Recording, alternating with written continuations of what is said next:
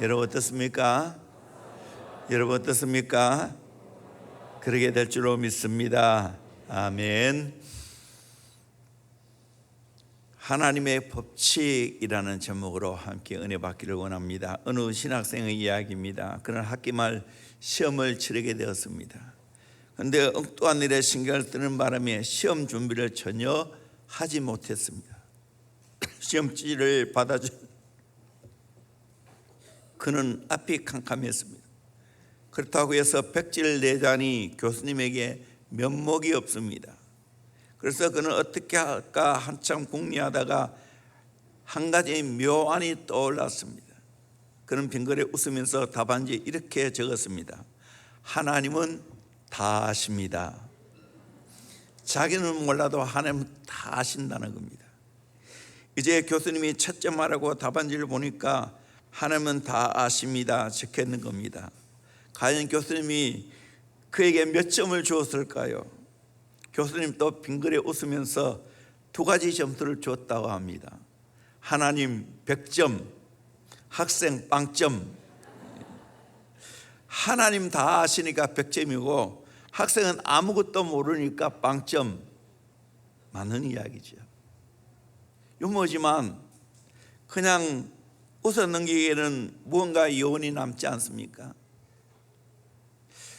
최건능, 우리 최봉성 목사님이죠.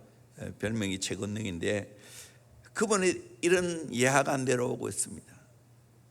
그분이 열심히 복음을 증거했습니다. 전도대장이죠. 그래서 한국의 장애인의 기억할 수 없는데 만주와 100여 개 교회를 세운 분입니다. 또 예수천당 불신족이라는 유명한 그렇게 캐치프레그를 걸고 그렇게 말하고 다녔지 않습니까? 그분에 대한 에피소드가 참 많습니다. 이렇게 열심히 복음 사에 가다 보니까 공부할 시간이 없었어요. 그때 하나님께 기도했습니다. 하나님 아버지 도와주십시오. 이번에는 꼭 졸업해야 됩니다. 그래야 주의 일을 마음 놓고 전심으로 할 수 있지 않겠습니까? 시험에 꼭 합격할 수 있도록 해주세요. 그리고 시험장에 들어가 학기 말 시험을 쳤습니다. 시험지를 받아보니 눈앞이 캄캄했습니다. 하나도 모르겠습니다.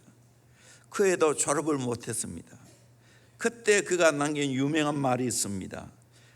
성령도 시험에는 별 수가 없네. 성령도 시험에는 맥을 못 추는구만. 우리가 신앙생활을 하면서 때로는 착각 속에 살아갈 때가 많습니다. 심지 아니하고 거두려고 합니다. 하나님의 법칙은 심어야 거두는 건데, 그러기에 다시 우리가 인생을 어떻게 살아가야 되는지 하나님의 법칙을 오늘 말씀드리겠습니다. 여러분, 하나님의 법칙대로 사는 자가 되기를 주의 이름으로 축원합니다. 하나님은 결코 이 법칙을 어기는 법이 없어요. 그러기에 누가 맞춰야 됩니까? 내가 맞추어 가야 됩니다. 첫째는 심은 대로 거둡니다.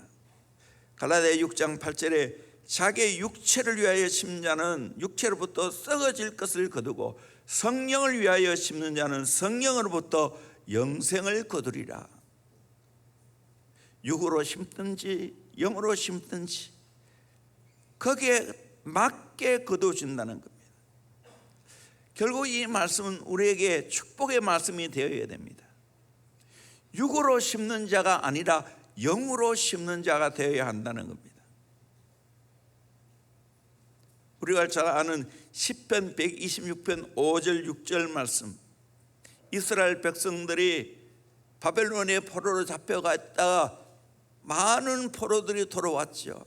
그래서 너무 감격해했습니다. 그리고 아직까지 돌아오지 않은 포로들이 돌아올 것을 기대하면서 하나님께 이런 결단을 하게 되었습니다. 시편 126편 5절 눈물을 흘리며 씨를 뿌리는 자는 기쁨으로 거두리로다.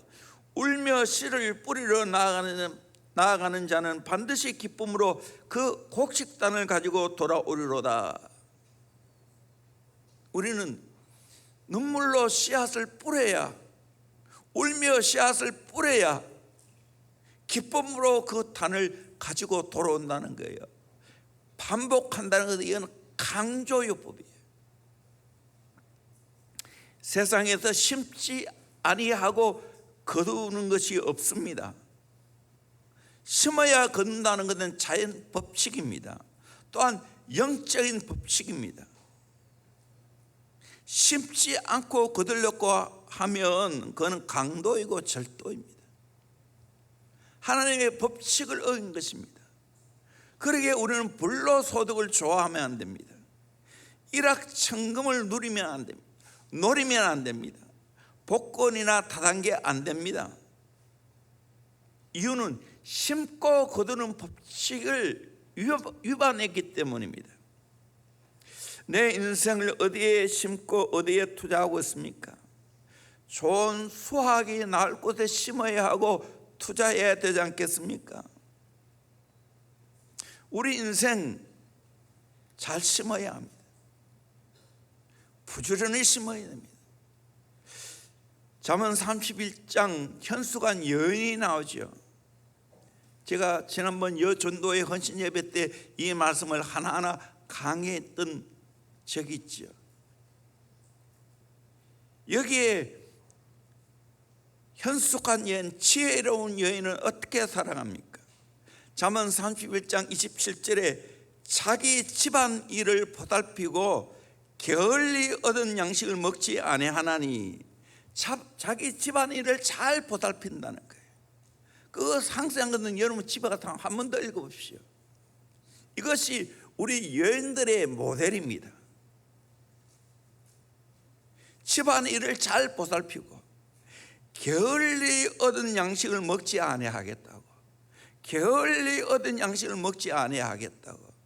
그렇게 했을 때 어떻게 됩니까? 28절에 그의 자식들은 일어나 감사하며 그의 남편은 칭찬하기를 덕행 있는 여자가 많으나 그대는 모든 여자보다 뛰어나다 하느니라. 여러분 어떻습니까? 여러분의 자식들은 가정을 잘 보살피는 어머니 때문에 이 말씀 그대로 감사하고 있습니까? 또 남편들은 칭찬하기를 덕행 있는 여자가 많으나 그대는 모든 여자보다 뛰어나다 하느니라.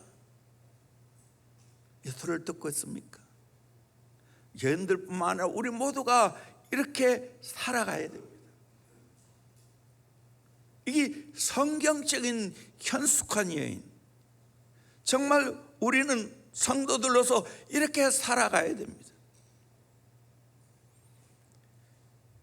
저는 정말 아내하고 결혼해서 지금까지 아내가 우리 가정을 잘 보살피고 격려해 줘서 감사합니다.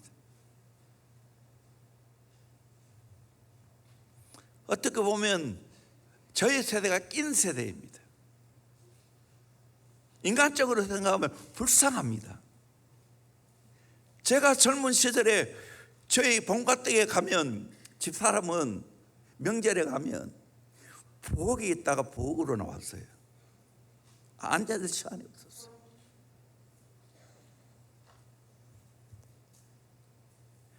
회갑, 우리 아버님 회갑 잔치할 때 다 집사람이 모든 걸 다 했어요. 모친도 마찬가지예요. 다 집에서 집에 갔어.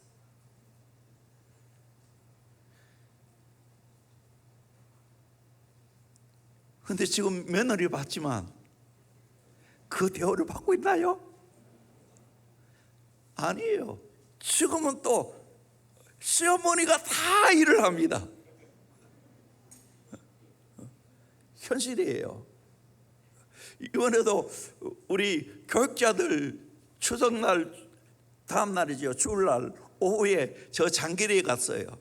물론 사오는 거는 뭐 나머지나 사왔지만 요리는 대부분 누가 했을까요? 누가 주도했을까요? 다 집사람 손을 거쳐야 돼요. 물론 보조를 했지만 인간적으로 생각하면 속상하고 억울하지 않습니까? 이것뿐이에요. 지금 우리 교회가 커졌으니까 집사람이 주방에 안 들어가고 뭐 그랬지만 옛날에 뭐 잘은 모르겠지만 한 300명 교인들 때까지 수련회 가면 다 집사람이 장보고 다 요리 다 했어요.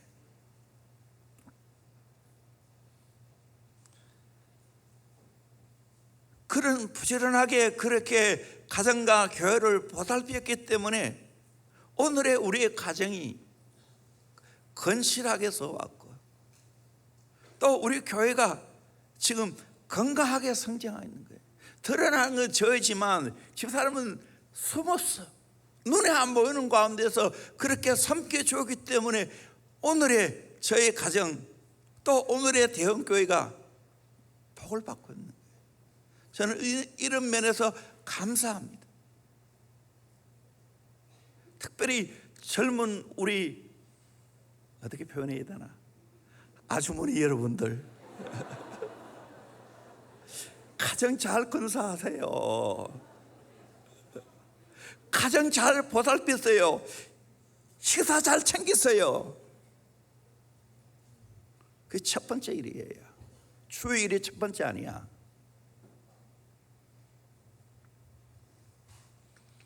두 번째로 심어야 할 때가 있습니다. 갈라디아 6장 10절 그러므로 우리는 기회 있는 대로 모든 이에게 착한 일을 하되 더욱 믿음의 가정들에게 할지니라. 기회 있는 대로라고 했습니다. 기회 있는 대로 모든 이에게 착한 일, 기회 있는 대로 모든 이에게 때에 맞게 착한 일을 해야 된다는 거예요. 그리고 믿음의 가정들에게는 더 잘 보살펴야 되는 거예요. 심을 때가 있습니다. 농부들은 때를 맞추어서 씨를 뿌립니다. 농부들은 적당하게 그 때가 있어요. 모든 농작물은 다 때에 맞춰 심어야 됩니다. 물론 그렇지 않은 것도 있지만 대부분 때가 있습니다. 우리 인생도 마찬가지입니다. 때에 맞춰 심어야 합니다. 때가 지나가면 노력해도 풍성한 열매를 기대할 수가 없습니다. 내 가지고 있을 때 잘 착한 일을 해야 됩니다. 돕고 섬겨야 됩니다. 때로는 건강이 떠나가고 때로는 물질이 떠나갑니다. 그때는 하고 싶어도 못하는 거예요. 때에 맞추어 살아가야 한다는 거예요. 성경 그것을 계속 강조하고 있어요. 특별히 전도서가 그렇게 말하고 있죠. 우리 전도서 3장 1절에서 8절까지 재밌게 때때에 말하는데 한번 읽어봅시다. 시작. 범사에 기한이 있고 천하만사가 다 때가 있나니 날 때가 있고 죽을 때가 있으며 심을 때가 있고 심은 것을 뽑을 때가 있으며 죽일 때가 있고 치료할 때가 있으며 헐 때가 있고 세울 때가 있으며 울 때가 있고 웃을 때가 있으며 슬퍼할 때가 있고 춤출 때가 있으며 돌을 던져버릴 때가 있고 돌을 거둘 때가 있으며 안을 때가 있고 앉는 일을 멀리할 때가 있으며 찾을 때가 있고 잃을 때가 있으며 지킬 때가 있고 버릴 때가 있으며 찢을 때가 있고 꿰맬 때가 있으며 잠잠할 때가 있고 말할 때가 있으며 사랑할 때가 있고 미워할 때가 있으며 전쟁할 때가 있고 평화할 때가 있느니라. 아멘. 다 때가 있다고. 만사의 천하 만사가 다 때가 있다고 했습니다. 인생도 때에 맞춰 우리가 살아가야 됩니다. 1년 때가 있죠. 봄, 여름, 가을, 겨울이 있어요. 그 때에 맞춰 우리는 잘 살아가야 됩니다. 이것이 하나님 앞에 우리가 해야 할 일입니다.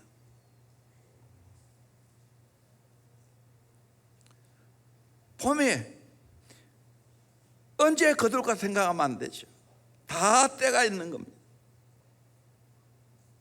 전도서 3장 11절에도 하나님이 모든 것을 지으시되 때를 따라 아름답게 하셨고 모든 것을 지으시되 때를 따라 아름답게 하셨다.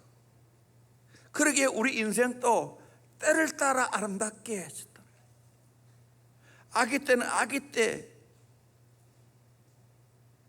청소년 때는 청소년 때, 청년 때는 청년 때, 장년은 장년, 노년은 노년 때 다 아름답게 지으셨어요. 그러므로 지금 현재 내 때를 여러분이 잘 맞춰 살아갈 수 있기를 소망합니다. 아멘. 저도 마찬가지예요. 이제 60이 넘어가니까 내 몸이 이제 쎄해지는 것을 느껴야 돼요. 젊을 때 같이 내 몸을 사용하면 안 됩니다. 운동도 젊을 때 같이 그렇게 하면 안 됩니다. 때에 맞춰서 그렇게 내가 살아갈 수 있는 지혜가 있어야 됩니다. 또 사람들에게는 영원을 사모하는 마음을 주셨느니라. 우리는 항상 영원을 사모하는 마음을 가지고 살아가야 돼요.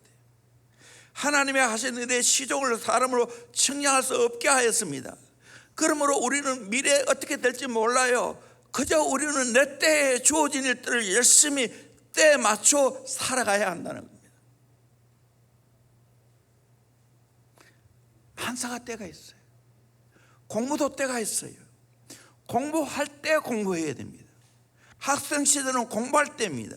학생 시절이 끝나면 그 공부한 것을 이제 사용할 때입니다. 학생 시절이 끝났는데도 불구하고 계속해서 캠퍼스에 머물러 있으면 안 됩니다. 취업이 안 된다고 또 대학원을 갑니다. 또 취업이 안 되는 박사과정을 합니다. 별 볼 일 없습니다. 그거 아니에요. 때에 맞추어서 공부할 수 있어야 됩니다. 공부할 때가 있고 한 것을 사용할 때가 있는 겁니다. 돈 버는 것도 마찬가지로 때가 있습니다. 돈 벌 때 돈 벌어야 됩니다. 열심히 일해야 됩니다. 그리고 노후에는 건강이 안 따라가기 때문에 또 이제 나이가 들면 은퇴하지요. 은퇴했으면 은퇴에 맞게 살아가야 돼요. 은퇴한 사람이 은퇴 자금 가지고 젊을 때처럼 생각하고 사업 벌이면 큰일 납니다. 그거 아니에요. 때에 맞춰 살아갈 수 있는 지혜가 필요합니다. 강창희 교수님 그 노예의 삶에 대해서 굉장히 많이 잘 이야기, 제가 잘 모르겠지만 한 10편 가까이 들었어요. 물론 신앙의 관점에는 조금 한계가 있지만 그것도 예수 믿는 사람이에요. 때에 맞추어 살아가야 된다는 거예요. 개미는 때를 압니다.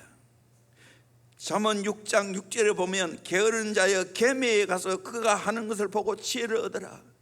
개미는 어떻게 살아갑니까? 7절에 개미는 두령도 없고 감독자도 없고 통치자도 없지만 8절에 먹을 것을 여름 동안에 예비하여 추수 때 양식을 모으느니라. 여름 때 예비해서 열심히 추수할 때 거둬들인다는 거예요. 그래서 겨울을 보낸다는 거예요. 그 지혜를 배워야 한다는 거예요.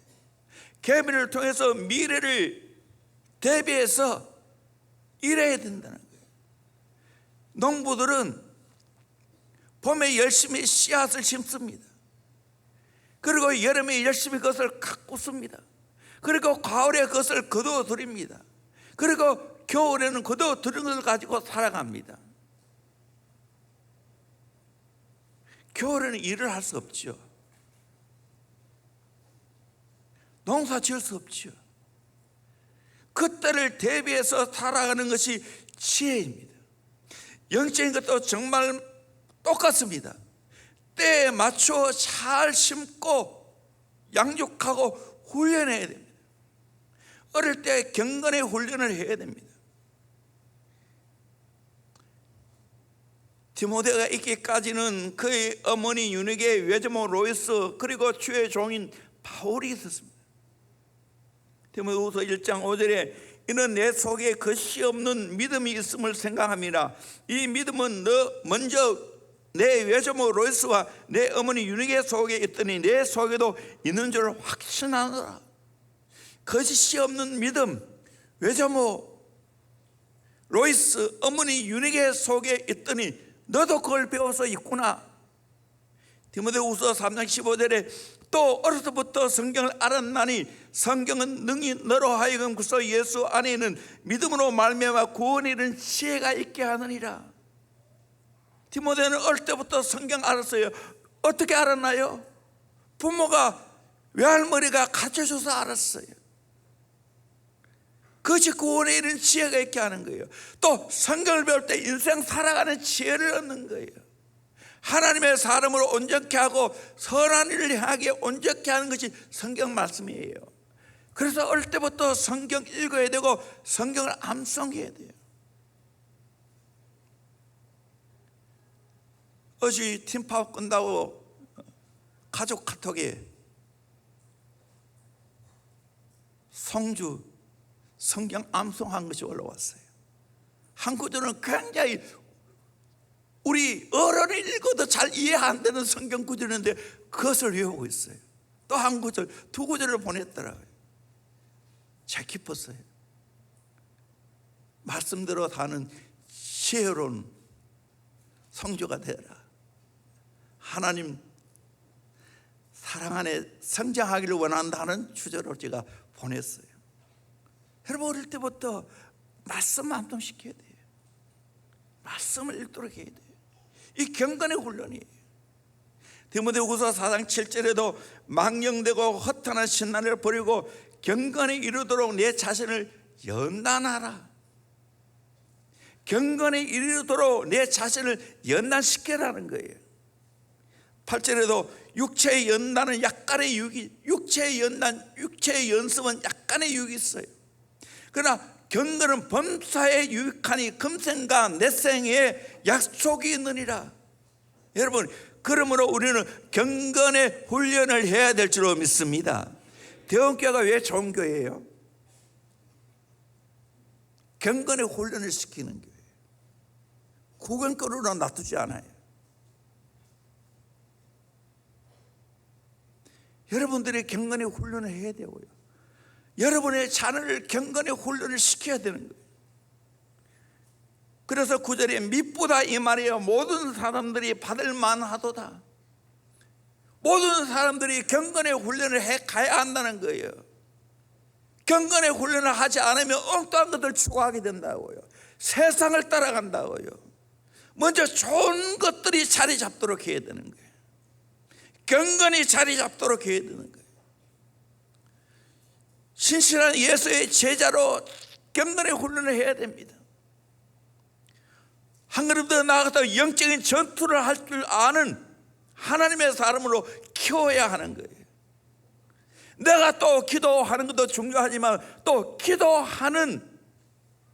기도시키는 부모가 돼야 되고 다음 세대를 기도시키는 우리 교사가 돼야 돼요. 그 능력을 갖춰야 돼요. 이거 하루아침에 되는 게 아니에요.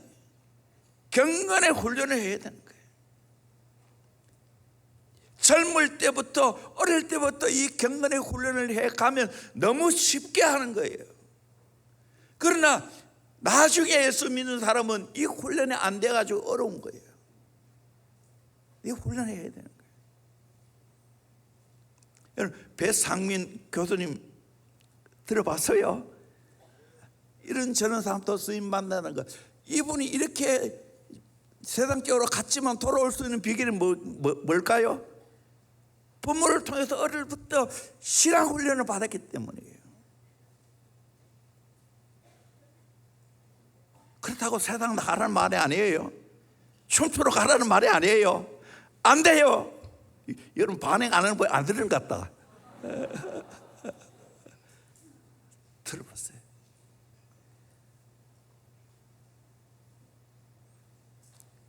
철저하게 부모는 어린 자녀들에게 그걸 보여줘야 됩니다. 여러분이 새벽기도 안 하고 자녀들 기도하라고 말할 수 있나요? 목자가 새벽기도 안 하고 기도하라고 말할 수 있나요? 부모가 새벽기도 안 하는데 자녀에게 새벽기도 하라고 말할 수가 있나요?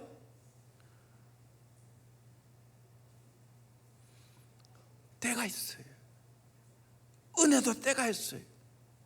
고린도후서 6장 1절 2절 말씀. 우리가 하나님과 함께 일하는 자로서 너희를 권하노니 하나님의 은혜를 헛되이 받지 말라. 2절에 이르시되 내가 은혜 베풀 때에 너에게 듣고 구원의 날에 너를 도왔다 하였느니라. 보라 지금은 은혜 받을 만한 때요 보라 지금은 구원의 날이로다. 여러분 지금이 은혜 받을 때입니다. 지금이 구원의 때입니다. 그러므로 은혜를 헛되이 받지 않기를 바랍니다. 내가 하나님 앞에 은혜 받았다면 은혜에 걸맞게 살아가야 안 되겠습니까? 그리고 우리는 한 번 받은 은혜로 족하면 안 되는 거예요. 계속해서 은혜 받아야 되는 거예요. 히브리서 4장 16절에 그러므로 우리는 긍휼하심을 받고 때를 따라 돕는 은혜를 얻기 위하여 은혜의 보좌 앞에 담대히 나아갈 것이니라. 때를 따라 돕는 은혜를 계속해서 받아야 될 줄로 믿습니다. 제가 3가지 은혜에 대해서 말했죠. 여러분 기억하나요? 그래서 교육이 제일 중요한 건 반복이에요. 이슬비 같은 은혜를 새벽마다 받아야 되는 거예요. 이른 비와 늦은 비의 은혜를 때마다 받아야 되는 거예요. 그리고 강력한 소낙비, 장마비 같은 은혜를 또 받아야 되는 거예요. 여러분 은혜 받는 데 선수 되기를 주의 이름으로 축원합니다. 보다 더 어릴 때부터 은혜 받으셔야 됩니다. 그러면 얻길로 안 가요. 나이가 들어도 은혜를 못 받으면 영적으로 어린아이야. 부모가 돼도 어린아이야. 은혜 가운데 성장해 가야 되는 거예요. 그래서 디모데후서 2장 1절 2절 너희가 은혜 속에 강하고 은혜 가운데 강하고라고 말했어요. 은혜를 받아야 강한 성도가 되지. 시편 34편 8절 말씀 너는 여호와의 선하심을 맛보아 알지어다. 그에게 피하는 자는 복이 있다. 너는 여호와의 선하심을 맛보아 알지어다. 여러분 하나님이 선하시다는 것을 맛보아 알기를 주의 이름으로 축원합니다. 많은 분들이 이걸 맛보지 못한 분이 있습니다. 하나님은 선하신 분입니다. 그러면 불평과 원망이 없어요. 금방 이렇게 하는 거 다 새벽에 또 새로 준비한 거 새로.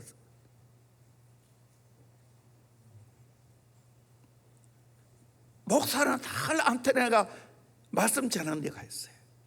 자다가도 이 말씀이 생각나고 다시 말씀을 집어넣고 다시 말씀을 준비해 다시 뺄 건 빼고 다시 강단에 설 때까지 하는 거예요. 또 강단에서도 생각나는 게 있으면 또 새로운 걸 전해주는 거예요. 여러분 하나님의 선하심을 맛보아 알기를 주의 이름으로 축원합니다. 음식 맛을 알면 그걸 사모하잖아요. 그와 같이 하나님의 선하신 것을 내가 맛보아 알면 그걸 사모하게 되었습니다. 그리고 하나님 향해서 언제나 긍정의 태도를 갖고 있습니다. 때로는 내 마음대로 안 돼도 긍정의 태도를 갖고 있습니다. 저는 이번 토요일 날 새벽 기도를 늘 김탄 목사님 설교를 듣고 있는데 그분이 자기 간증을 하더라고요. 영양 이 꼴짝 사람이잖아요. 영양 가보면 알지만 전부 산이에요. 근데 자기 집은 정말 농토가 형편없는 땅이라는 거예요. 아버지가 좀처럼 이야기를 안 하니까 이유를 몰랐대. 그런데 자기 큰 집은 농토가 전부 좋은 곳에 있다는 거예요. 나중에 이야기하시는데 큰아버지가 어디 갔다 다시 고향으로 돌아왔을 때 아버지가 큰아버지를 위해서 다 좋은 땅을 내주었다는 거예요. 그럼에도 불구하고 그 큰아버지는 고마운 줄 모르고 그렇게 살았다는 거예요. 그런데 오히려 그것이 감사하다는 거예요. 만약에 그 영양 살 때 좋은 땅 몇 마씩 있었으면 농사 지었지 수요종이 안 되었다는 거예요. 그리고 지금 명일동에 교회가 들었었는데 2번이나 땅을 살 뻔했는데 어떤 분들이 새치기해서 땅을 가로채어 갔다는 거예요. 그것도 돌아보니 감사하더라고요. 그때 그 땅을 샀으면 그린벨트에 묶여 있고, 또 하나는 길에 붙어 있어서 더 이상 확장이 안 되는 땅이었다는 거예요. 지금 이 교회 부지는 확장이 되어져서 잘 모르겠죠. 4,000평의 땅이 명성교회 땅이 됐다. 그래서 목사님 고백한 거를, 내가 일이 꼬이고 잘 안 될 때 하나님은 더 좋은 것 주시기 위해서 하나님이 틀어놓았다. 하나님이 안 되게 하셨다. 여러분 그걸 믿으시길 바랍니다. 하나님은 항상 좋은 걸 예배해 놓으셨습니다. 가장 좋은 걸 예배해 놓으셨습니다. 선하신 분입니다. 믿기를 주의 이름으로 축원합니다. 목사가 하는 일은 하나님께 오해를 하시는 분들에게 오해를 풀어드리는 거예요. 오해하고 있는 분들에게 많아서 삼을 해서 이해하도록 만들어줘야 돼요. 이게 주의 정의 일이에요. 여러분 하나님 선하십니다. 하나님 좋으신 아버지십니다. 하나님은 선한 목자이십니다. 이걸 맛보아 알기를 주의 이름으로 축원합니다. 하나님을 경험해 보세요. 이거 맛보아 알지. 어떤 경우도 하나님 내게는 좋으신 아버지시지.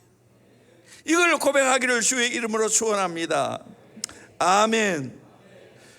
왜 대형교회 자꾸 하나님 만나라고 합니까? 하나님 만나야, 하나님을 진짜 경험해야 내 인생이 바뀌는 거예요. 변화는 저절로 되는 거예요.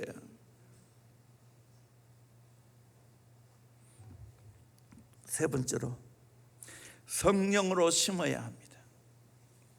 갈라디아 6장 8절에 자기 육체를 위하여 심은 자는 육체로부터 썩어질 것을 거두고 성령을 위하여 심은 자는 성령으로부터 영생을 거두리라.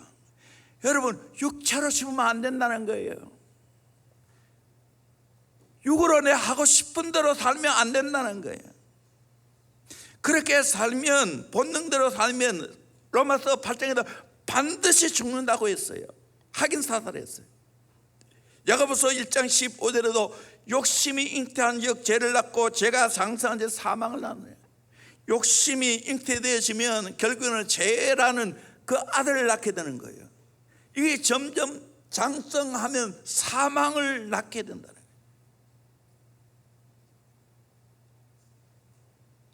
인간의 욕심이 이렇게 무서운 거예요. 육으로 내 하고 싶은 거 하는 것이 이렇게 무서운 거예요. 미움을 심으면 미움을 거두고, 거짓을 심으면 거짓을 거두고, 속임을 심으면 속임을 다합니다. 야고보 한번 보십시오. 아버지를 속이더니 결국은 어떻게 됩니까?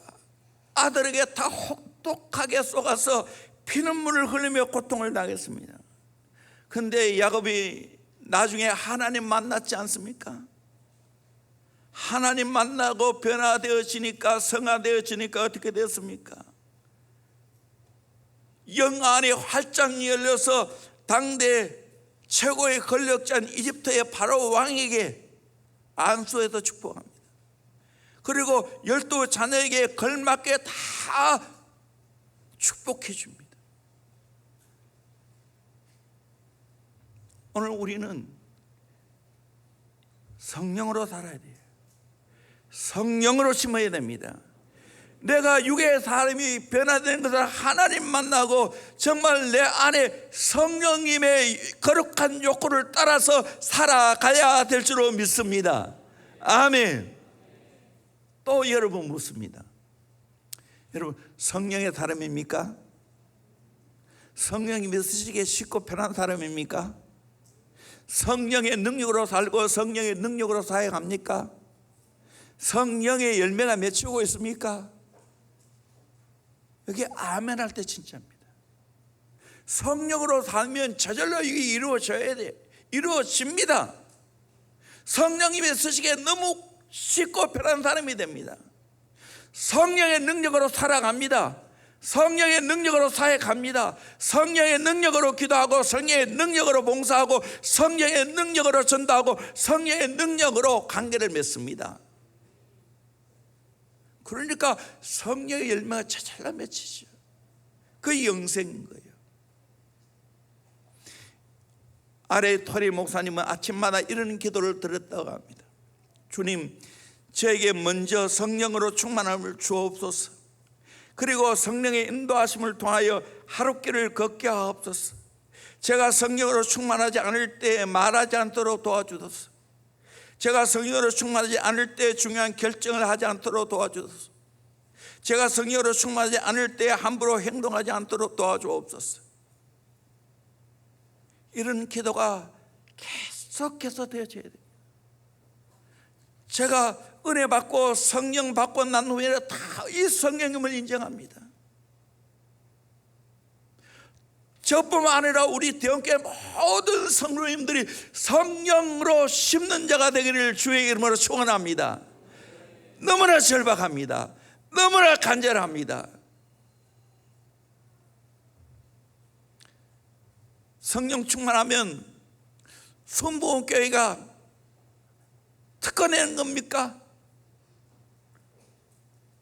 오늘 또 제가 조영기 목사님 일주기를 맞이해서 그 교회에서 담임 목사님인 이영훈 목사님의 설교를 들었어요. 이분 또 원래는 충녕교회 장로님 아들이었는데 그 장로님 할아버지 손자였는데 할아버지 장로님이 새벽기도 때 순복음교회 가보고 너무 은혜 받고 그래서 다 순복음교회로 옮겨왔다는 거예요. 본인 또 초등학교 때 은혜 받고 목사가 되었어요. 지금 그 대교회 세계 최고 교회 담임 목사가 되었다는 거예요. 그러면서 조영규 목사님의 그 성령의 역사 세계적이지 않습니까? 이 교파를 초월해서 우리는 다 성령으로 살아가야 될 줄로 믿습니다. 이것밖에 없습니다. 성령으로 심으셔야 됩니다. 아멘.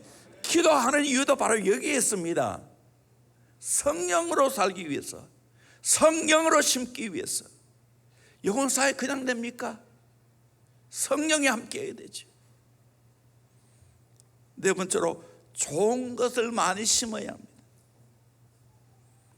갈라디아 6장 6절에 가르침을 받는 자는 말씀을 가르치는 자와 모든 좋은 것을 함께 하라. 말씀을 가르치는 자는 말씀을 가르치와 함께 모든 좋은 것들을 함께 하라고 했습니다. 10절에도 그러므로 기회 있는 대로 모든 이에게 착한 일을 하되 더욱 믿음의 가정들에게 할지니라. 우리는 은혜 받고 성령 받고 착한 일을 많이 해야 될 줄로 믿습니다. 많은 사람들에게 사랑의 나눔을 해야 됩니다. 섬겨야 됩니다. 고린도후서에도 이 헌금장인 고린도후서에 우리에게 이렇게 살라고 말합니다. 6절에 이것이 곧 적게 심자는 적게 거두고 많이 심자는 많이 거둔다는 말이로다. 우리 인생 농부는 적게 심으면 적게 거두는 거예요. 많이 심으면 많이 거두는 거예요. 우리나라는 농토가 적기 때문에 심는 게 적습니다. 그러기에 거두는 것도 적습니다. 미국 같은 나라, 큰 나라니까 씨 뿌려도 변기를 뿌리고 거두는 것도 보면 엄청나게 큰 기계가 그냥 쭉 가면서 거둬들입니다. 얼마나 많이 거둬들여요. 우리 인생도 똑같다는 거예요. 하나 앞에 많이 심으면 많이 거두고 적게 심으면 적게 거두는 거예요. 이 영적인 법칙이에요. 하나님을 더 깊이 많이 만나고 하나님과 교회가 많으면 하나님을 통해서 많은 은혜를 받게 됩니다.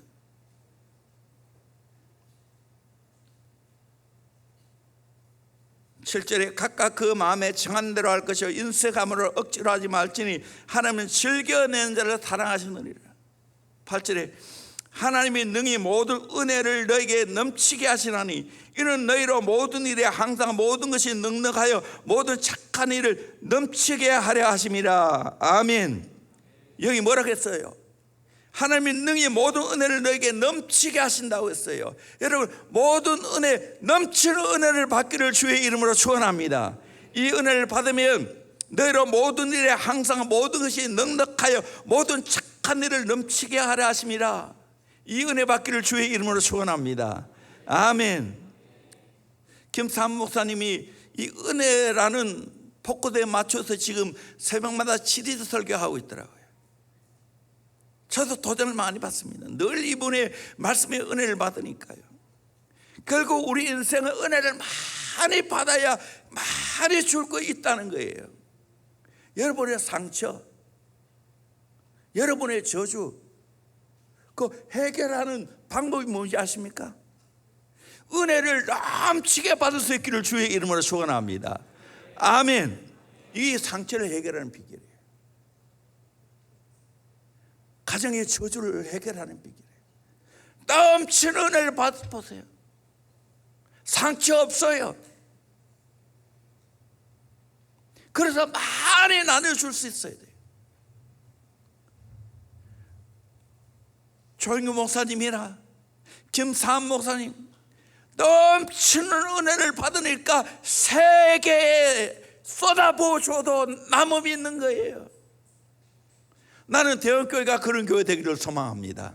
아멘. 넘치는 은혜를 받아서 넘치는 축복을 받아서 많이 나눌 수 있기를 주의 이름으로 축원합니다. 여러분의 가정도 그렇게 되기를 주의 이름으로 축원합니다. 이제는 반드시 지났어. 이제는 내 받은 은혜, 넘치는 은혜를 받아서 더 많은 곳에 나눠줄 수 있기를 주의 이름으로 축원합니다. 우리나라가 이 복을 받았잖아요. 가장 가난한 나라인데 하나님이 넘치는 은혜를 주니까 원조 받는 국가에서 원조 주는 나라가 되었습니다. 저 북한은 우리나라보다 지금 남한보다 70배 가난합니다. 끝에다 두 번째입니다. 세계 끝에도 두 번째. 우리나라 이 남한이 왜 이렇게 됐어요? 신앙을 가지고 하나님의 넘치는 은혜를 받으니까 세계에 정말 굵게 큰 교회가 생겨나고 세계 미국 다음에 선교사를 파송하게 되었고 인구로 따지면 가장 많지. 근데 점점 이제는 선교사 나가는 수도 줄어들고 있어요. 신학교도 줄고 다시 회복해야 됩니다. 넘치는 은혜를 받아야 됩니다.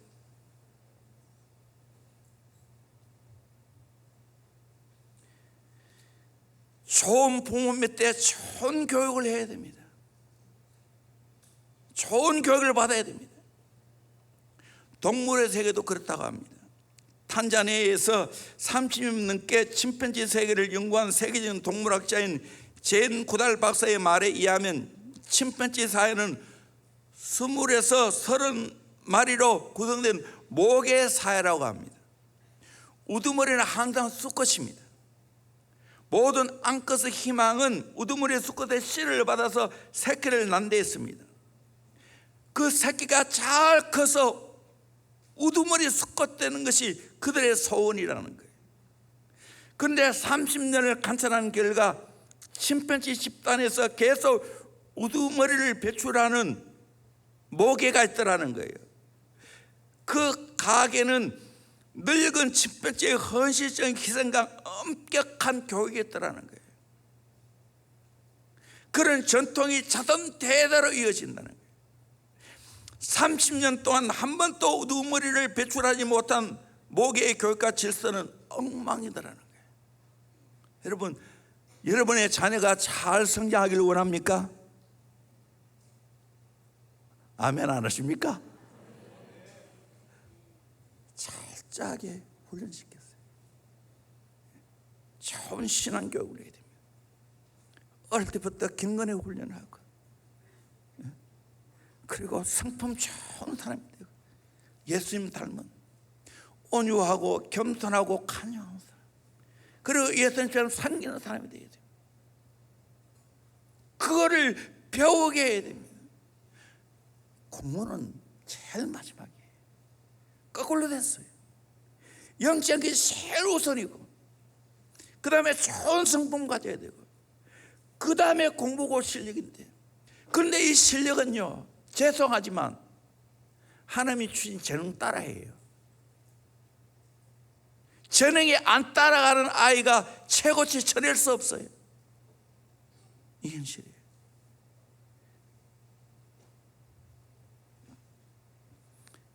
그러기에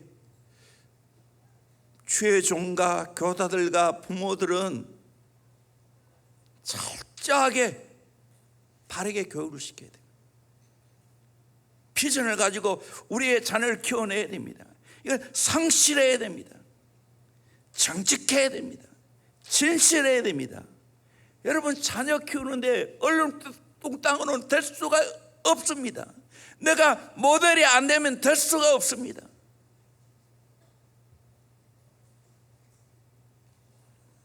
세일즈를 탁월하게 하는 분도 많은 사람에게 좋은 관계를 맺어놓는다고 합니다. 그래서 상품을 파는 것이 아니고 관계를 판다고 말합니다. 이 사람이 얼마나 관계를 잘하는지 상위 20%가 하위 80%가 몇 배의 상품을 판다고 합니다. 사랑하는 성도들, 많은 것을 거두기 위해서 좋은 것을 많이 심기를 주의 이름으로 축원합니다. 우리의 자녀들에게 좋은 것을 많이 심어주길 바랍니다. 아멘. 그럴 때 좋은 열매를 거두는 거예요. 포기하면 안 돼요. 마지막 5번째로, 낙심과 포기하지 말고 때를 기다려야 됩니다. 9절 말씀 같이 한번 읽겠습니다. 시작. 우리가 선을 행하되 낙심하지 말지니 포기하지 아니하면 때가 이름에 거두리라. 선을 행하되 낙심하지 말라고 했어요. 기도하되 낙심하지 말라고 했죠. 포기하지 않으면 때가 이름에 거둡니다. 심어놓고 당장 거두는 거 없어요. 때 맞을 때 거두어지는 거예요. 금방 심어놔놓고 거두면 안 되지. 때가 있죠. 심는 때가 있다면 반드시 열매를 거둘 때가 있다는 거예요. 쌀 한 톨도 그냥 생기는 게 아니죠. 이 쌀밑자, 나무 목자에다가 이 8팔자를 거꾸로 바로 대는 거죠. 이 말은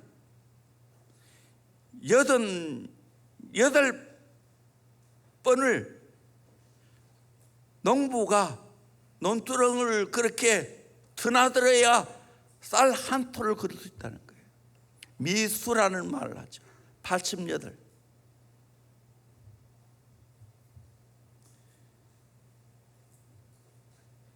그러기에 우리는 끊임없이 수고해야 됩니다.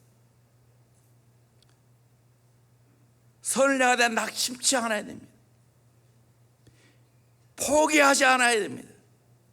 그러면 때가 되면 거두게 될 줄로 믿습니다. 가장 힘든 건 자녀 농사예요. 가장 힘들어요. 상실하게 교육해야 돼요. 상실하게 기도해야 돼요.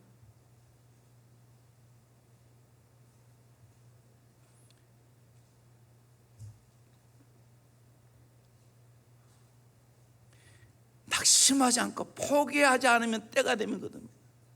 우리나라가 이렇게 일제강점기에 벗어날 수 있게 된 건 뭡니까? 우리 강복군들이, 독립군들이 땀을 흘려 고생하고 희생의 제물이 되어 주었기 때문입니다.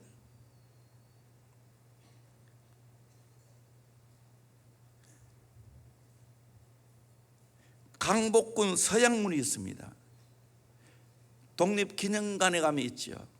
전에 내가 사진 찍어놓은 게 있는데 어디에 지금 찾을 수가 없어서 그냥 인터넷 통해서 저렇게 했는 건데, 여기에 우리 한국말 번역이 있습니다.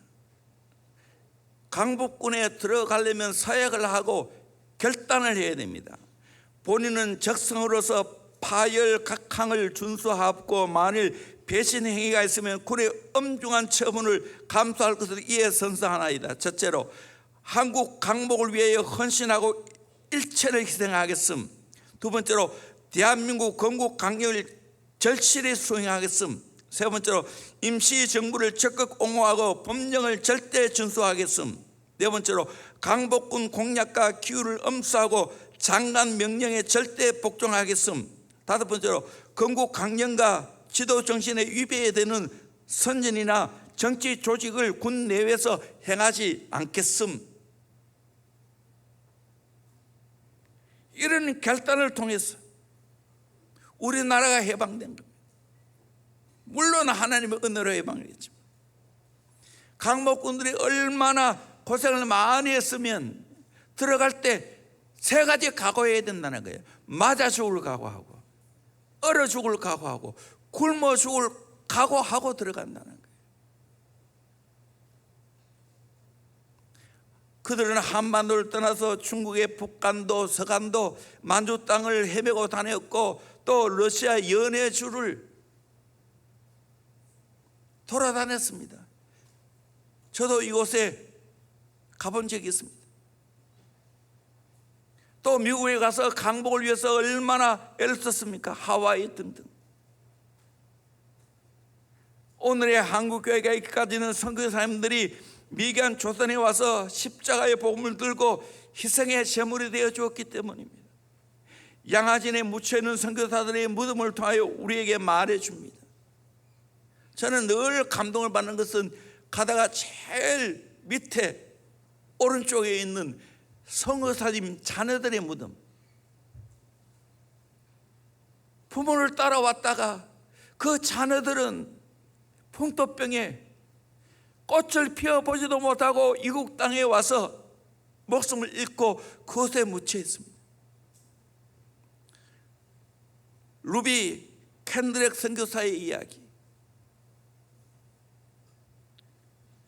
이런 말 했죠. 내게 1000개의 생명이 주어진다면 그 모든 생명을 조선을 위해 바치리라. 그는 한국어를 배우던 중에 급성 명장염으로 25세 젊은 나이에 하나님의 부르심을 받고 천국에 갔습니다. 그는 죽어가는 순간 자신이 죽거든 텍사스 청년들이 20명을 조선으로 오게 해달라고 유언을 했습니다. 그녀가 부모님께 보낼 마지막 편지의 마지막 부분이 있는데 오늘 밤은 유난히도 고향으로 돌아가고 싶습니다. 조선인들이 외국인을 죽이고 기독교를 증오한다는 소문 때문에 부에서 저를 끝까지 말리셨던 어머니 얼굴이 자꾸 제 눈앞에 어른거립니다. 아버지 어머니, 어쩌면 이 편지가 마지막일 수도 있습니다. 제가 이곳에 오기 전에 뜰에 심었던 하늘의 씨앗으로 인해 이제 내리면 온 동네가 꽃으로 가득하겠지요. 그리고 또 다른 씨앗을 만들어내겠지요. 또 한 번 군산에 가면 아펜젤러 기념관이 있습니다. 여기 우리 제자훈련 여행으로 이곳에 가지요. 한 번은 서울 쪽으로 가고 한 번은 전라도 쪽으로 갑니다. 거기에 아펜젤러가 있지요. 그는 1902년 6월 11일 밤 목포에서 열리는 성경 번역위원회에 참석하기 위해서 목포로 가는 작은 증기선 코마가와 마루를 타고 가다가 같은 일본 밴 기소가와호와 충돌하게 되었습니다. 그는 자신의 안전보다는 동행했던 조사와 여학생 이 두 명의 안전을 먼저 생각하고 배 밑으로 내려갔다가 배에서 빠져나오지 못하고 바다에 수몰되었습니다. 44세의 일기로 한국 선교 17년 만에 세상을 떠났습니다. 그러나 그의 선교 업적은 대단합니다.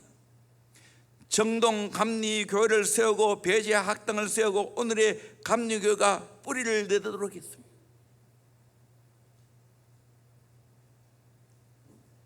최근 6월에 이분이 한나라 간 120주년을 맞이해서 기념 대회를 하는 걸 제가 봤어요. 저는 어제 제자훈련, 사역훈련 팀 파워를 하면서 우리 초원장과 우리 또 목자 부부 간증을 하는 것을 들으면서 참 감동을 받았습니다. 어쩌면 목사는 드러나는 것이고 안 드러나 있는 우리 목자님의 수고를 통해서, 우리 초원장님의 수고를 통해서 우리 교회가 이렇게 아름다운 열매를 맺고 있는 겁니다. 너무 감사합니다. 한 교회를 줄기차게 정말 사랑하며 섬기는 이 귀한 열매를 통해서 하나님이 받으신 겁니다. 저는 그렇게 생각합니다. 한 교회를 뿌리박고 섬기는 것이 세계적이라고 저는 생각합니다. 선교의 최전선이 어딘가? 우리 몸담고에 있는 대형교회입니다. 여러분의 가정입니다. 여러분의 가정, 우리가 섬기는 이 대형교회가 선교 최일선입니다. 최전선입니다. 여기서 헌신해야 됩니다. 여기서 열매를 내야 됩니다. 호황되게 선교를 꿈꾸지 마세요. 여기서 목숨 걸고 희생하고 목숨 걸고 가르치고 열심히 쏟아놓을 때 하나님은 때가 되면 하나님 보내실 거예요. 그때 가세요. 특별히 젊은 여러분들 호황된 꿈 꾸지 마세요. 가정을 잘 섬기고 교회에서 주어진 일을 잘 감당할 때 세계적인 하나님의 사람이 될 줄로 믿습니다. 여기서 제대로 훈련받으면 세계적인 예가 될 줄로 믿습니다. 이렇게 빡시게 훈련시키는 곳이 없어요. 기억하세요. 이거 잘 받아들이는 것이 세계적이에요. 자녀를 기도로 훈련하는 것이 세계적이에요. 이거 등한시 하는 것은 직무유기입니다.